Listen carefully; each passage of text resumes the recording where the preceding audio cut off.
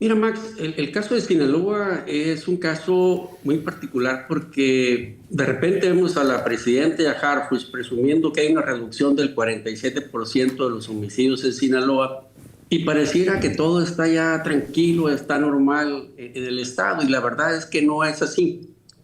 Hay una reducción de homicidios, es un logro de los operativos del gobierno. Hay un incremento en los homicidios, en las manifestaciones violentas. Es culpa de la guerra. Lo cierto es que van 15 meses ya y unos días más agregados de que Sinaloa está inmerso en una guerra entre dos facciones. Y lo he repetido hasta el cansancio en diferentes espacios que en el caso de Sinaloa, hasta el día de hoy, no ha habido una operación real del gobierno y de la autoridad. Inició como una estrategia de contención nada más de las regiones que lideraban cada uno de los grupos. Fuera de la ciudad de Culiacán, la zona rural la tenían las Mayizas y lo que era la ciudad de Culiacán la tenían los Chapos. ¿Qué hizo el gobierno? Pues una barrera de contención nada más a las periferias de la ciudad para que uno no entrara y el otro no saliera y se dieran más enfrentamientos. Por eso durante muchos meses los enfrentamientos fueron ahí, en la pura zona limítrofe, pues la frontera, te voy a decir, entre la salida de la ciudad y la entrada de la ciudad. Y luego cuando Ovidio se declara culpable en Estados Unidos y se habla de un acuerdo de colaboración, ahí milagrosamente se quitaron las barreras. Y entonces permitieron que la Mayiza entrara a territorios que antes tenía la Chapiza, no solamente en la ciudad de Culiacán, sino también en otros municipios, Salvador Alvarado, Ahome, etcétera. Entonces, hasta el día de hoy prácticamente el gobierno ha sido un contabilizador nada más de los muertos, pero también hay que decirlo, que no los cuenta bien. Y aquí lo hemos dicho en otros espacios también, y aquí también con Adela, que de repente uno empieza a contar los muertos, que los propios medios de comunicación empiezan a cubrir, o sea, que relatan los asesinatos y te das cuenta que hay 11, que hay 14, pero el gobierno solamente reporta 3, 4, 5. Cuando más parejo se pone el marcador es un día que hubo 14 y el gobierno reportó 11. Y entonces así a lo mejor sí te dan las cuentas de la reducción de el 47%. ¿Ha cambiado algo en Culiacán? No ha cambiado nada. Y si lo que ha cambiado tendríamos que dibujarlo con palabras, tendríamos que decir que ha cambiado para mal. Hoy tendríamos que decir que más de 1 millón de personas han dejado de venir a Culiacán. Los registros históricos que te da el Capufe, por ejemplo, dice, bueno, más de 1 millón de personas no ingresaron por la caseta que da pauta a la entrada de Culiacán. ¿Y eso qué te dice? Bueno, que mucha gente tiene miedo a venir a Culiacán, ni siquiera la gente de los municipios aledaños o de Sinaloa se atreven a ir a Culiacán por la circunstancia que hay de robo de carros que está incontenible, de asesinatos, y nadie quiere ser la persona que digan, es que fue daño colateral porque estaba en el lugar equivocado cuando sucedieron los hechos. Entonces, no ha habido una real estrategia de fondo. Aquí se dan el lujo los delincuentes de anunciar, por ejemplo, las acciones que van a cometer y le piden a la autoridad, por ejemplo, de que no esté presente en esos lugares. Y suceden los hechos. En días pasados, por ejemplo, se dijo, población no se acerque a un casino. Dieron el nombre del casino. Bueno, pues ese casino ya lo quemaron y ya lo balacearon. Y luego se dijo, estos colegios no se acerquen, que no vayan a clases. Y los incendiaron y bueno, pues todo eso pasa. Y tú dices, oye, ¿y cómo sucede? Si lo están anunciando y lo hacen, y la autoridad, o no vio los anuncios de la autoridad. Bueno, esa es la realidad que está viviendo Sinaloa al día de hoy, donde el gobierno, tanto federal como estatal, pues prácticamente son observadores nada más de una guerra que ya lleva 15 meses. Claro, y la narrativa del gobierno, de las autoridades sigue siendo la misma porque tocas un tema, Osvaldo, importante en el que hay que poner especial atención. Se dice son 3, 4 muertos cuando en realidad son 14, son 5 cuando en realidad son 10. O sea, son cifras que no coinciden con lo que sucede porque también estuve leyendo, escuchando, platicando con algunos expertos que homicidio doloso y homicidio culposo, evidentemente quienes conocen de las leyes saben cuáles son las diferencias. Un homicidio culposo puede ser una persona que muere en un accidente automovilístico con la responsabilidad de quien esté ahí, una culpabilidad o una muerte en un accidente, en una construcción, etcétera, pero con la responsabilidad de quien en ese momento pues haya llevado a cabo cierta culpabilidad. Pero un homicidio doloso pues es un asesinato. Aquí se dice que los homicidios dolosos se han tomado en cuenta, o los homicidios culposos, mejor dicho, se han tomado en cuenta como los asesinatos o las desapariciones forzadas del crimen organizado, lo cual pues ha reducido esa cifra, y eso es pues un tratamiento erróneo, equivocado, porque si te desaparece, si te mata, aunque sea una bala perdida, una incidencia, eso no puede ser un homicidio culposo, eso se tendría que tratar como homicidio doloso, y tal vez por eso las cifras han descendido. ¿Por qué se da este tratamiento y por qué lo toman en cuenta cuando en realidad eso es una condición completamente diferente, Osvaldo? Mira, lo que la autoridad ha dicho es que solamente van a tomar como un hecho oficial, por ejemplo, no solamente estamos hablando del caso de los homicidios, sino de los robos de carros, es sobre los que haya denuncia o sobre los que la fiscalía tenga peritajes hechos, ¿no? Entonces, si hay 14 y la fiscalía nada más tuvo la oportunidad de tener 8 peritajes, bueno, dice, pues hubo 8 y los otros 6 pues quedan pendientes, ¿no? Y ahí se van perdiendo seguramente, ¿no? Porque lo cierto es que en los medios de comunicación están las narrativas de los muertos que hay en el día, y al día siguiente la fiscalía emite su conteo y son menos, ¿no? Pero también es cierto que en el caso de Sinaloa, estas reducciones no van en función por una acción del gobierno, insisto, van porque a lo mejor son días que están reagrupándose los grupos, o son días que merman un poco, descansan, y son los días que no hay asesinatos o no hay muchos, pero se recargan los grupos y otra vez. Y ahí está el caso, mira, del sur de Sinaloa, Escuinapa, por ejemplo, se dan una serie de enfrentamientos que duran muchas horas, y horas después el gobernador sale y dice, no hay muertos.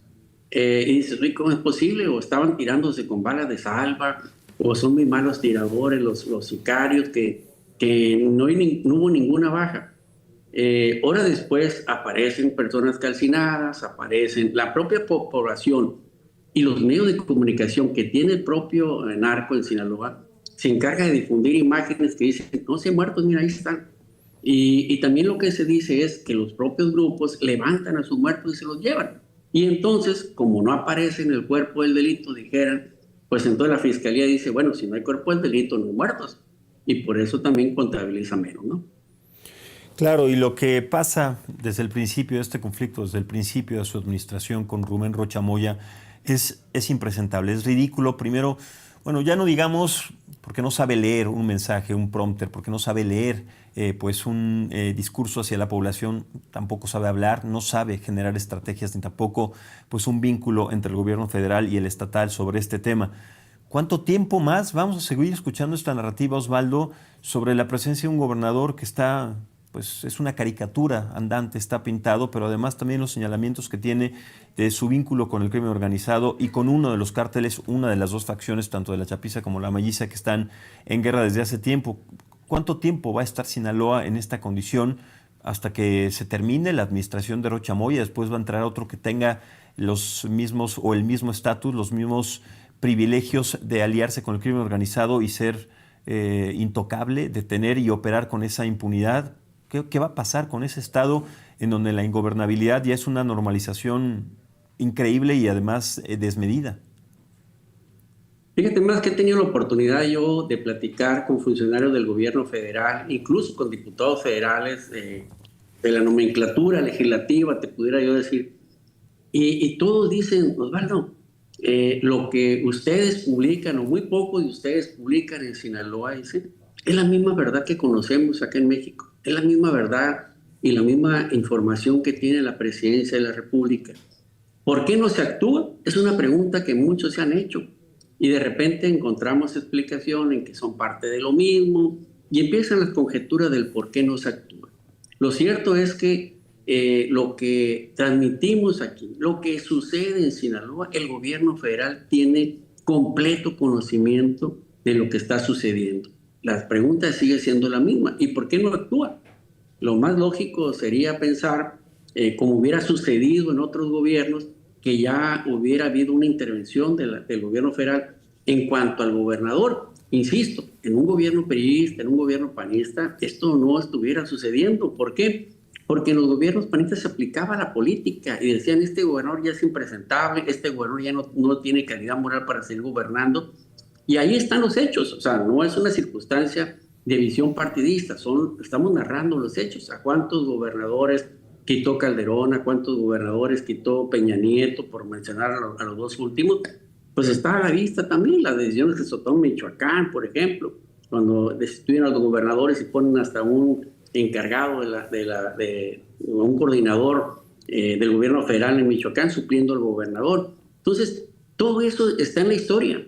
Y hoy vemos que hay 9 gobernadores, el de Baja California, el de Sonora, el de Sinaloa, el de Michoacán, el de Veracruz, el de Tabasco, el de Tamaulipas, que están sumamente vigilados, que están en el ojo del huracán, que se les ha relacionado con la delincuencia organizada, y aún así permanecen ahí con mucha información filtrada desde el propio gobierno federal, desde la propia Fiscalía General de la República. ¿Quién olvida, por ejemplo, a un germanero a un lado de la presidenta Sheinbaum hablando de la captura del Mayo Zambada, hablando del asesinato del diputado federal Héctor Melesio Cuen, cuando dijo, bueno, ya tenemos documentado que se hizo un montaje en una gasolinera para ocultar el crimen, sí, y ocultar o proteger a los asesinos, y bueno, estamos esperando que un juez nos libere una orden de aprehensión en contra de funcionarios de la Fiscalía General del Estado. Eso no ha sucedido todavía.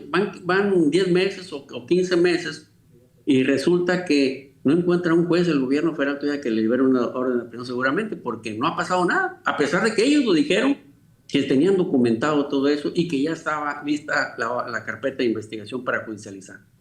Sí, eso es muy lamentable, Osvaldo, porque además también lo que hemos esperado es que a raíz de la sentencia que se le dictó al Mayo Zambada, a Ovidio Guzmán y el acuerdo que llegaron con las autoridades estadounidenses sobre dar nombres, información a quienes se pueden señalar como involucrados, pues todavía no se ha dado a conocer a un presidente municipal, a un jefe de la policía estatal, a el gobernador o a los gobernadores que puedan estar coludidos. El acuerdo se supone que ya lo hicieron, pero ¿por qué se está tardando? ¿O cuál es el análisis que podemos entender o hacer sobre el tiempo y la tardanza que estamos todavía esperando sobre los vínculos y sobre los nombres que podrían tentativamente estar relacionados con altos funcionarios públicos en nuestro país, altos o bajos, pero que estén relacionados directamente con estas actividades y desde hace mucho tiempo? ¿Qué es lo que está pasando? El acuerdo que sí se estableció, ¿por qué no ha dejado nombres para que sean perseguidos, Osvaldo? Bueno, yo creo que eso le compete a la Fiscalía General de la República, le compete al gobierno federal hacer ese tipo de investigaciones y hacer ese tipo de revelaciones una vez que judicialice los casos. Mira, ¿qué alcanzamos a conocer en Sinaloa? Cada vez que se asesina a alguien, dice, mira, lo asesinaron porque trabajaba, tenía relación para este grupo delincuencial. ¿Cuántos funcionarios de Sinaloa, del gobierno del estado, que han sido relacionados? Una vez que suceden los hechos violentos, pues van muchos. Yo conté 9 haciendo un listado, pero bueno, seguramente van más. Y dices tú, pues ¿cómo es posible que se esté dibujando a un gobierno del estado de Sinaloa que tiene muchos funcionarios, que una vez que suceden estos tipos de hechos violentos salen a flote de su relación con ellos y no pasa nada? Nada ha pasado. Ahora, ayer se dio a conocer, Osvaldo, sobre el asesinato de Óscar Noé Medina González, alias El Panu, de este sujeto operador del cártel de Sinaloa que fue asesinado en un restaurante de la zona rosa aquí en la Ciudad de México, operador y además una de las manos derechas de Ovidio, cuando tú seguramente lo recordarás, en aquel culiacanazo fue detenido pero después liberado. Quien abre la puerta y de alguna manera entrega a Ovidio, pues es El Panu. Se decía que era un empresario hotelero, finalmente se dan con las investigaciones y resulta que es un alto criminal.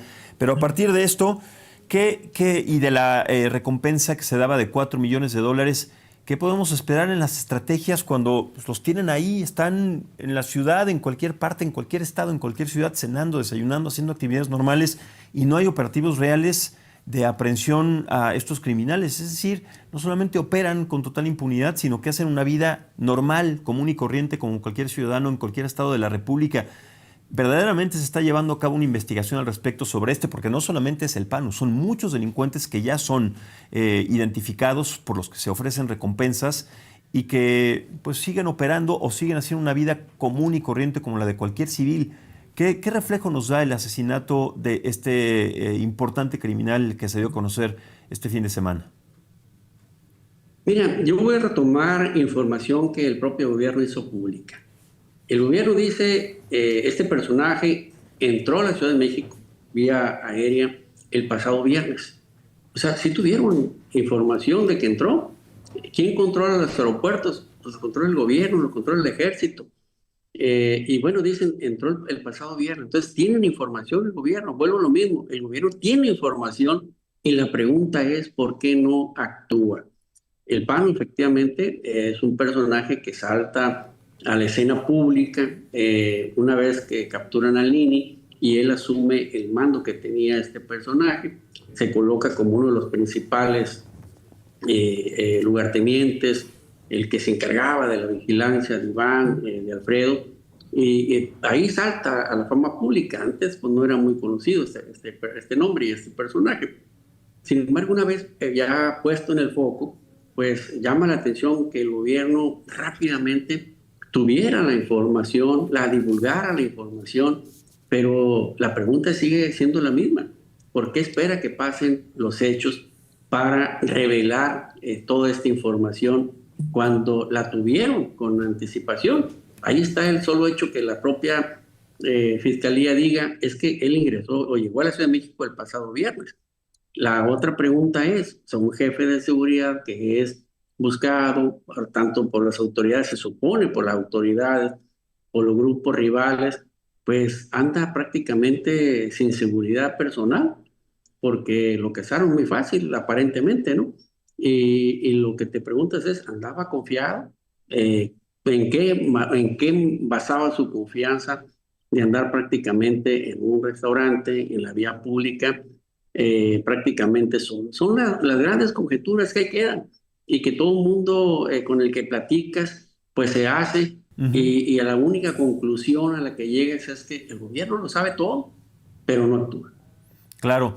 Otro tema también importante es que además de las personas asesinadas, de las personas acosadas, de quienes son secuestrados, también es el caso concretamente del joven Carlos Emilio Galván Valenzuela, el joven, tú recordarás, de 21 años que desapareció, que fue a los baños de un bar en el que estaba con algunos amigos y no se volvió a hacer absolutamente nada más. La familia está exigiendo a las autoridades claridad en la investigación, pero así como este joven, son muchos que de un momento a otro, no digamos de un día a otro, de un momento a otro desaparecen, tentativamente son reclutados por el crimen organizado o asesinados sin saber el motivo.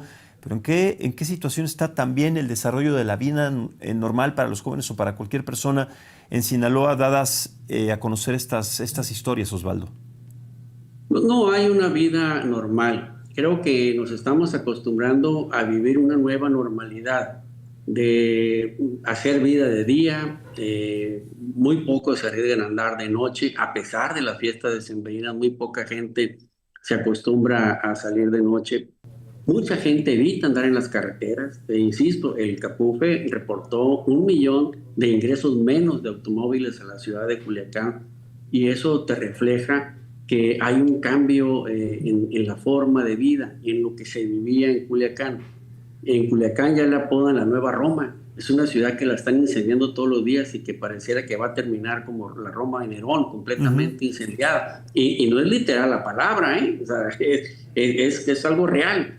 Literal, va a entrar en la redundancia, la están quemando. Todos los días queman casas, queman negocios y no pasa nada. Al principio el gobierno se atrevía a decir, no, fue un cortocircuito. Pero hoy ya ni siquiera esa explicación da, si fue un cortocircuito, pues ya, aunque lo digan, ya la gente no lo cree, ¿no? Saben que son acciones de delincuencia y más cuando la propia delincuencia, insisto, las anuncia que las van a hacer. y al final de cuentas suceden, y la pregunta es, bueno, ¿y dónde estuvo el gobierno para impedir que esas cosas sucedieran, ¿no? Claro, se dio a conocer también el tema de que fueron enviados 180 nuevos elementos del ejército mexicano para tratar de combatir y de contener el crecimiento del delito ahí en Sinaloa, pero 180 elementos son suficientes, alcanzan, Osvaldo. ¿Cuál es el número proporcionadamente y realmente que se tiene que establecer, que se tiene que enviar para contener, si es que esto lo ponen como un operativo, como una estrategia que va a funcionar? ¿Son suficientes 180 elementos para lo que sucede realmente todos los días en Venezuela? ¿Cuál es el balance que tú pones al respecto de este nuevo posicionamiento? Mira, a lo largo de estos 15 años, Max, han ido y han venido los agentes de diferentes corporaciones o dependencias del gobierno federal, o diferentes equipos incluso, ¿no? Aquí vinieron incluso los murciélagos y los anunciaron que eran una fuerza letal y que ellos iban a ahora sí controlar a la delincuencia organizada. Le mataron al general que comandaba ese grupo, fíjate, aquí en Culiacán, y quisieron ocultar la noticia. Incluso no la pusieron en el conteo. Esa es una de las muertes que no contaron. Y van y le preguntan al fiscal y dicen, güey, ¿por qué no contaron la muerte del general? Ah, bueno, porque él cayó un cumplimiento de su deber, algo así, es un crimen contra la autoridad, no es un asesinato de acá. Entonces ellos te inventan clasificaciones, ¿no? Para no contarlos. Ahí fue donde se desgranó de por qué no contaban esos asesinatos. Y bueno, también en esos días mataron policías, dijeron eso. Y oye, ¿por qué no encontraron los policías? A unos tránsitos. Bueno, porque son atentados contra la autoridad, era el concepto. Entonces, esos crímenes no los cuentan o no van al renglón de los homicidios dolosos, ¿no? Sí. Entonces, van y vienen, van y vienen. Hace apenas, antes de que se anunciara que iban a llegar 180, la misma sociedad de Culiacán empezó a documentar el éxodo de muchos militares que ya iban, como decimos, con todo y tiliches, ¿no? Se fueron de Culiacán. Y la gente dijo, oye, nos van a dejar desprotegidos en Navidad. Y bueno, al otro día anuncian que vienen 180. Pero hubo un momento en que anunciaron que había 13,000 agentes aquí en Culiacán, entre soldados, entre guardias nacionales, entre diferentes escuadrones del ejército, de la marina, más las policías locales. Y al final, ¿qué sucedió? Pues no sucedió nada. La delincuencia sigue haciendo la suya. Sí, definitivamente un panorama también muy oscuro, muy hostil que se sigue viendo en Sinaloa, en todos los municipios y ciudades, y que no hay una solución ni hay una estrategia establecida de manera clara, fidedigna, por más elementos que manden para restablecer las condiciones de seguridad en esa entidad. Pues muy desafortunado. Osvaldo Villaseñor, muchísimas gracias por este análisis, gracias por comunicarte con nosotros, porque ni siquiera en esta temporada de Navidad hay tregua, se puede generar tregua o tranquilidad en la población en Sinaloa. Muy triste el panorama. Y bueno, empezando el próximo año será igual. Gracias, Osvaldo Villaseñor, analista político y director del medio digital OVE, El Analista. Muchas gracias, buenos días y felices fiestas. Muchas gracias, fiestas. Max. Que pases bonitas fiestas, tú y tu equipo. Igualmente, Osvaldo, muchas gracias. Bueno, vamos con otro tema porque usted seguramente pues lo supo. Apenas la semana pasada, hace unos días, regresó de Estados Unidos el empresario Ricardo Salinas Pliego, y apenas regresando a nuestro país se vio envuelto en un pleito directamente con la senadora Citlali Hernández. Además, ella es secretaria de la Mujer. Bueno, según un video difundido en redes sociales, ella había hecho un llamado a boicotear una empresa de Ricardo Salinas, concretamente Total Play. Y no fue tentativo, fue un hecho, porque ahí está el video. Sin embargo, la morenista después de que esto se hizo viral, aseguró que esto es falso, que la malinterpretaron, que la sacaron de contexto. Siempre dicen eso cuando dan una declaración con una valentía, así, con un desplante de seguridad, y después se echa para atrás. Bueno, pues esta es la recapitulación y también el contexto completo de este tema, de este nuevo pleito, de esta persecución mediática que se le ha hecho al empresario Ricardo Salinas Pliego, y también lo que está sobre la mesa en este tratamiento. Esta que le vamos a presentar es una investigación de Daniel Ibáñez.